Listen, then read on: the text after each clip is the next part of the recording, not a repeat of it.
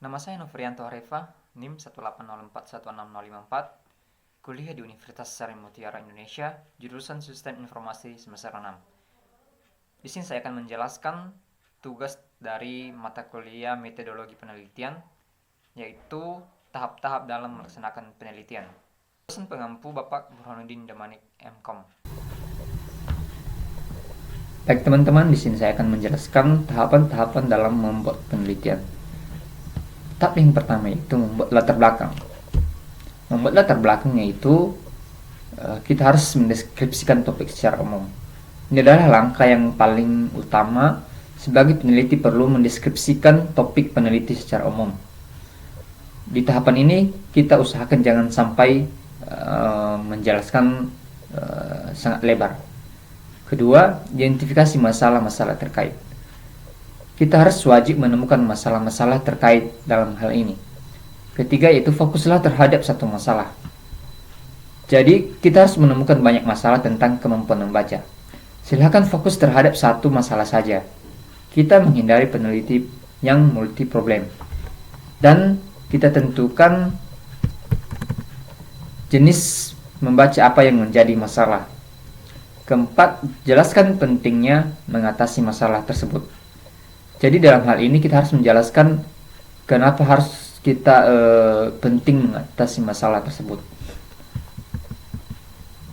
Langkah yang kelima yaitu temukan solusi-solusi ahli dari penelitian sebelumnya. Jadi langkah ini adalah yaitu kita harus wajib mencari dan menemukan solusi-solusi pemecahan masalah terkait dari penelitian-penelitian sebelumnya. Yang keenam, rumuskan sendiri kerangka pemecahan masalah secara teoritis. Dalam langkah ini, kita harus merumuskan sendiri kerangka pemecahan yang tepat terkait judul. Yang ketujuh, perkuat teori pemecahan masalah atas dukungan teori ahli. Jadi, kita harus menyiapkan dukungan tambahan untuk memperkuat kelebihan strategi, taktik, atau metode yang akan digunakan dalam penelitian. Yang kedelapan, kita rumuskan judul penelitian yang sesuai dan tepat. Jadi kita harus menetapkan judul penelitian. Yang kedua, langkah yang kedua yaitu identifikasi masalah. Jadi dalam tahap ini, cara membuat identifikasi masalah ini, yang pertama harus dapat memahami teori, fakta, dan ide dalam bidang yang telah diteliti. Peneliti diharuskan mengetahui penelitian dalam bidang tersebut. Kedua, pengetahuan baru yang berkaitan dengan minat peneliti bisa diperoleh melalui jurnal atau buku-buku baru.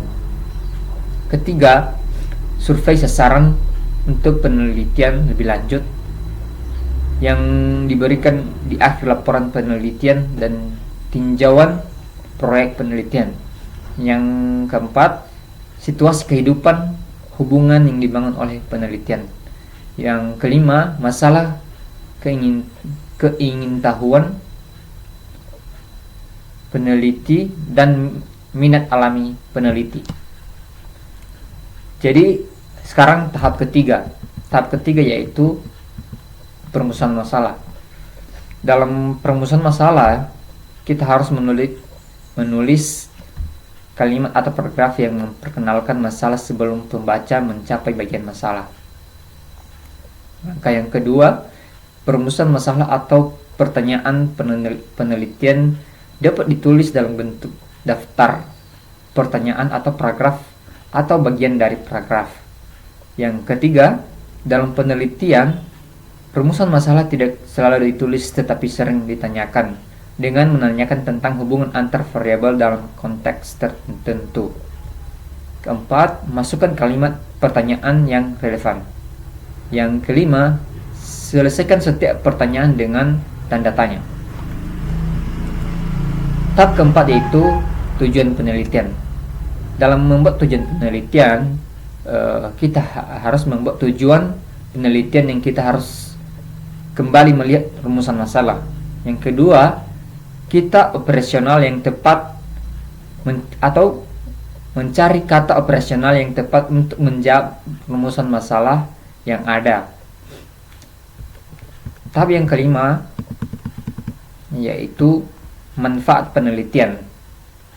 Dalam membuat manfaat penelitian, langkah pertama yaitu besar atau kecilnya kadar keingintahuan si atau tim peneliti.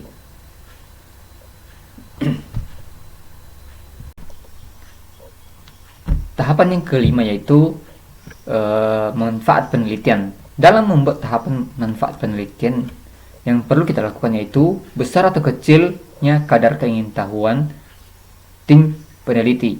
Kedua, kecermatan pengamatan awal terhadap fenomena yang mau diteliti. Yang ketiga, kemampuan membaca dan memetakan isu-isu yang sedang banyak dibahas dalam sebuah komunitas akademis tertentu.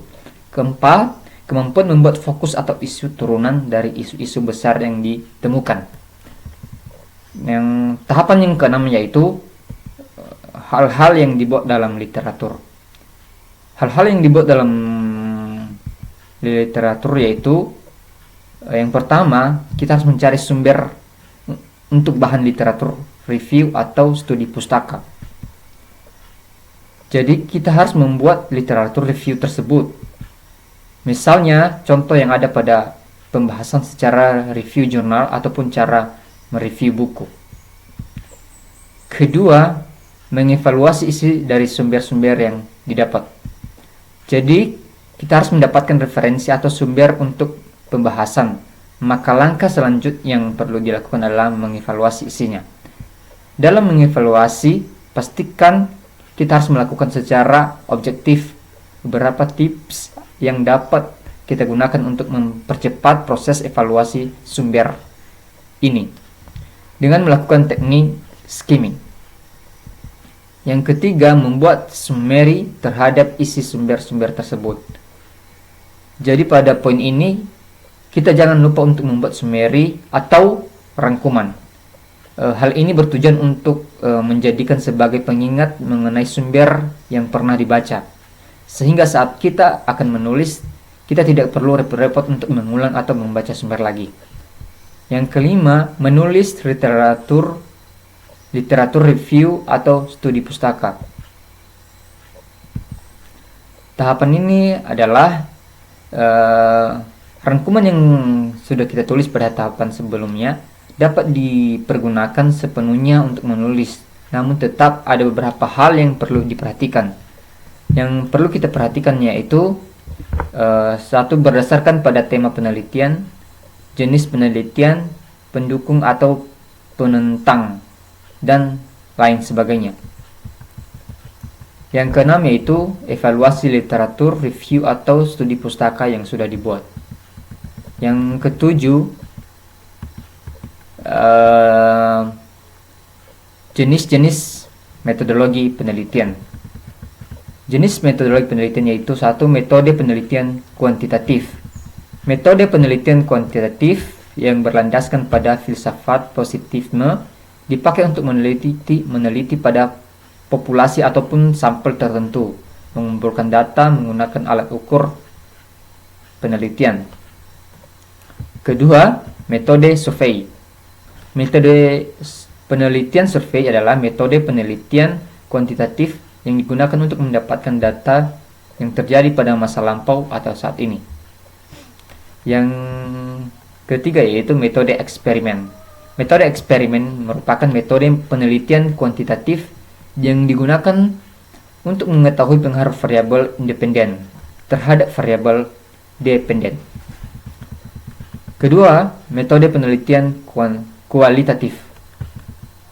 Landasan metode penelitian adalah filsafat postpositifisme, digunakan untuk meneliti pada kondisi objek yang alamiah, di mana peneliti sebagai instrumen kunci. Teknik mengumpulkan data dilakukan secara triangulasi. Yang ketiga yaitu metode penelitian kombinasi. Metode penelitian kombinasi adalah metode penelitian yang berlandaskan pada filsafat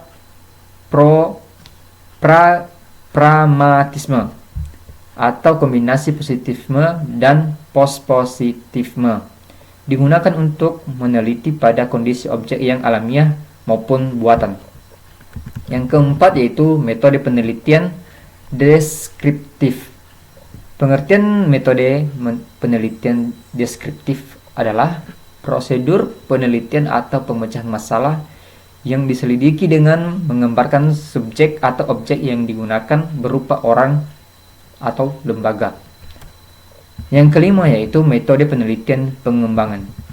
Pengertian metode penelitian pengembangan yaitu sering disebut dengan istilah research dan development. Merupakan jenis penelitian yang umumnya banyak digunakan dalam dunia pendidikan. Secara umum,